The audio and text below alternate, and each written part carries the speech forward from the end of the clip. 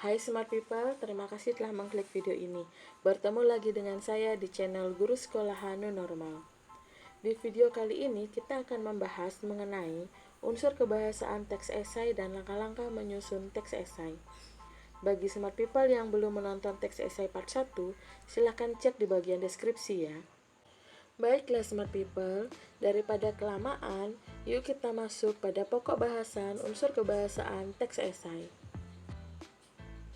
Bahasa yang digunakan dalam teks esai pada umumnya mirip dengan karya ilmiah lainnya, yaitu kalimat efektif, tidak bertele-tele, runtut dan logis, kalimat rujukan, argumentasi, dan eksposisi. Baiklah Smart People, mari kita bahas satu persatu. Yang pertama, kalimat efektif atau menggunakan kata baku. Struktur yang digunakan sesuai dengan kaidah bahasa Indonesia baku, baik mengenai struktur kalimat maupun kata. Dengan demikian, pemilihan kata atau istilah dan penulisan sesuai dengan kaidah ejaan yang disempurnakan atau EYD. Menggunakan kalimat yang efektif dengan susunan SPOK, yaitu subjek, predikat, objek, dan keterangan yang jelas. Yang kedua yaitu ringkas atau tidak menggunakan kalimat yang bertele-tele. Ide dan gagasan diungkapkan dengan kalimat pendek sesuai dengan kebutuhan, pemakaian kata yang seperlunya, tidak berlebihan, tetapi isinya tetap bernas. Penulisan teks esai harus menghindari kalimat panjang yang bertele-tele. Gunakanlah kalimat pendek dengan pemakaian kata seperlunya, sehingga gagasan dapat dicerna dengan baik oleh pembaca. Kalimat-kalimat pendek tersebut misalnya menggunakan kalimat simpleks atau hanya menggunakan 1-2 klausa saja.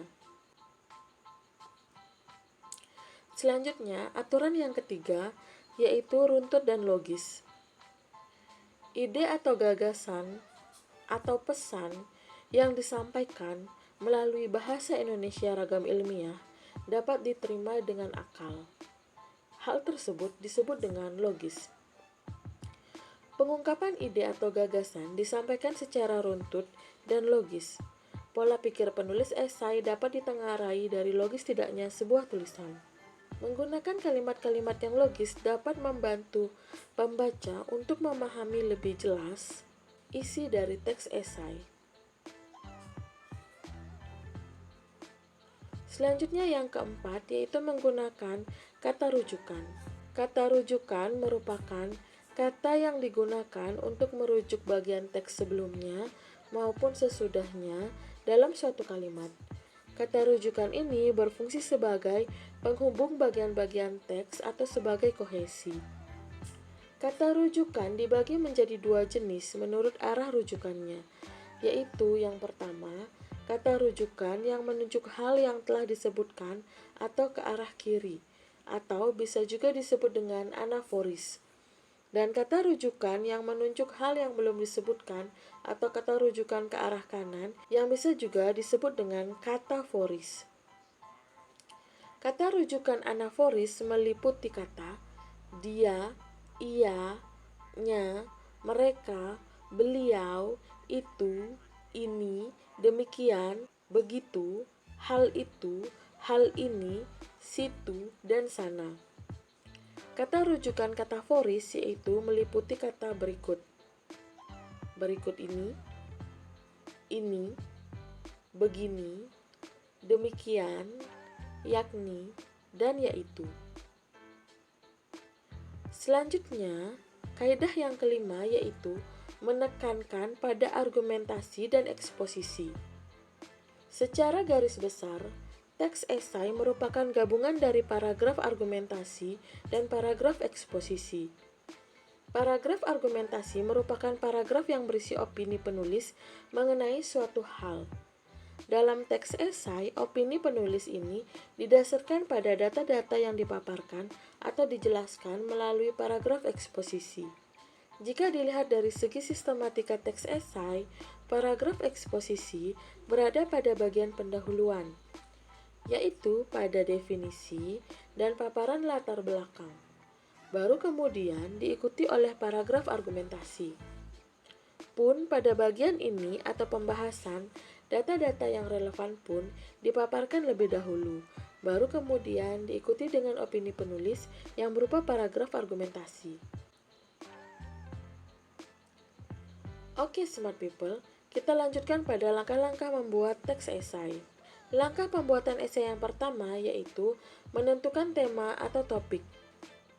Menentukan tema atau topik yang ingin dibicarakan dalam sebuah esai dapat dituangkan menjadi sebuah gagasan pokok berupa satu kalimat lengkap, di mana gagasan pokok merupakan pandangan atau pendirian mengenai topik yang dipilih.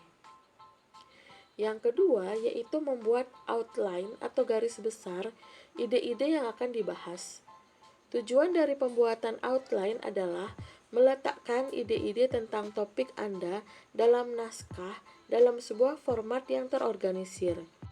Kemudian, tuliskan garis besar ide Anda tentang topik yang Anda maksud dalam sebuah kerangka teks esai. Yang ketiga, masih dalam kerangka teks esai, kita dapat menuliskan pendapat kita sebagai penulis dengan kalimat yang singkat dan jelas. Ingat, gunakan kaidah kebahasaan yang telah dipelajari sebelumnya. Selanjutnya yang keempat, menulis tubuh esai. Dimulai dengan memilah poin-poin penting yang akan dibahas, kemudian buatlah beberapa subtema pembahasan agar lebih memudahkan pembaca untuk memahami maksud dari gagasan kita sebagai penulisnya. Selanjutnya, kita harus mengembangkan subtema yang telah kita buat sebelumnya. Yang kelima, membuat paragraf pertama yang sifatnya sebagai pendahuluan. Memulai sebuah paragraf pertama memang terkadang terasa sangat sulit bagi kita para pemula. Namun, hal tersebut dapat kita atasi dengan membahas lebih dahulu latar belakang dari topik yang kita bahas, yaitu dengan memaparkan kesenjangan antara kenyataan yang ada dengan idealitasnya. Dengan begitu, kita seperti memberi clue pada diri kita sendiri untuk dapat mengembangkannya menjadi teks esai yang padu dan sesuai dengan sistematika teks esai. Yang keenam, yaitu menuliskan kesimpulan. Ini penting karena untuk membentuk opini pembaca, kita harus memberikan kesimpulan pendapat dari gagasan kita sebagai penulisnya. Karena memang tugas penulis esai adalah seperti itu. Berbeda dengan penulis berita di media massa yang seharusnya memang bersikap netral. Baiklah smart people, akhirnya pembahasan kita kali ini telah selesai. Jangan lupa kunjungi video part 1-nya ya. Terima kasih telah menonton. Jangan lupa like, subscribe, dan share sebanyak-banyaknya video ini. Bye-bye.